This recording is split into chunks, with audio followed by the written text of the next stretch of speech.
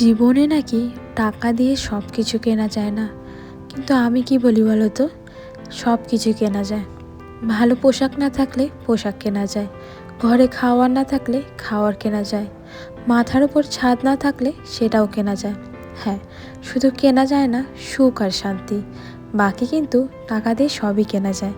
তো নমস্কার বন্ধুরা, আমি দিয়া।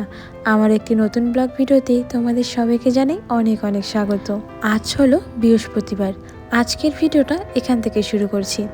তো সকাল সকাল আমার সব কাজ হয়ে গেছে, ঘর মোছা হয়ে গেছে, আর স্নানের আগে আমি বেশ অনেকগুলো কাপড় ধুয়ে দিয়েছি। স্নান করে এরপর চলে এলাম ঘরে। আমি না ঘরেই মাথাটা আঁচড়াই, যেহেতু বাইরে একদমই জায়গা নেই। এই তো রান্নাঘর রয়েছে, তার পাশেই রয়েছে তুলসী গাছ, আর তার পাশে রয়েছে কুয়ো। কোথায় যে দাঁড়িয়ে মাথাটা আঁচড়াবো আমি নিজেই বুঝতে পারি না, এই জন্যই জানালার পাশে দাঁড়িয়ে মাথাটা আঁচড়াই। তোমাদের যে মঙ্গলসূত্রটা দেখালাম না, যেটা ছিঁড়ে গেছে লাল কালারের, সেটা কি হয়েছে বলো তো, দুদিন আগে না ছিঁড়ে গেছে। আর খালি গলা থাকতে না একদম ভালো লাগে না। আর আমি না কানেরও পরতে পারি না, ইমিটেশনে কানের পরে না আমার কানে ইনফেকশন হয় আর কি, সেই জন্য কানের পরি না, কিন্তু মালাটা সব সময় পরি।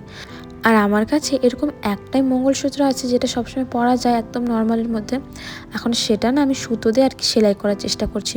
তোমরা আমাকে জানিও তো, মঙ্গলসূত্র কি সুই সুতো দিয়ে সেলাই করলে সেটা কি আবার পরা যায় নাকি পরা যায় না।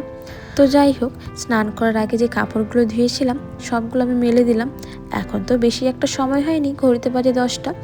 আশা করি দুপুর বা বিকেলের মধ্যে সব কাপড় শুকিয়ে যাবে। আর এখন যে রৌদ্র দিচ্ছে কি বলবো, এখনও তো গরমের দিন পরেই নি, তাতেই দুপুরবেলা মনে হচ্ছে ভীষণ গরম। আর সিঁড়ির মধ্যে তো শ্বশুরমশাই যে শাকগুলো সকালে রেখেছিল সেগুলো উঠিয়ে নিয়ে যাওয়ার পর ঝাড়ু দেওয়া হয়নি। তো ভাবলাম স্নান করেছি এখন না ঝাড়ু ধরতে ইচ্ছে করছিল না, তাই জল দিয়ে সিঁড়িটা ভালো মতো করে পরিষ্কার করে নিলাম। আর গাছগুলো তো দেখি সিঁড়িতে একদমই রৌদ্র পায় না, এই জন্য নিচের সিঁড়িতে বা কিনারের দিকে দিলাম যাতে গাছগুলোতে ভালো রৌদ্র পায়। এখন তো বাজে 10টা, এখনও পর্যন্ত আমার চা খাওয়া হয়নি। ওই যে কাজগুলো করছিলাম, ভাবলাম আগে কাজ কমপ্লিট করি পরে চা খাবো। সবার তো চা খাওয়া হয়ে গেছে, আমারই বাকি ছিল। তো ভাবলাম ঠান্ডা চা খাওয়ার বদলে চাটা একবার না হয় গরম করে নিই। চলো আমি এখন চা খাই, তোমাদের সাথে দেখা হবে নতুন ভিডিওতে।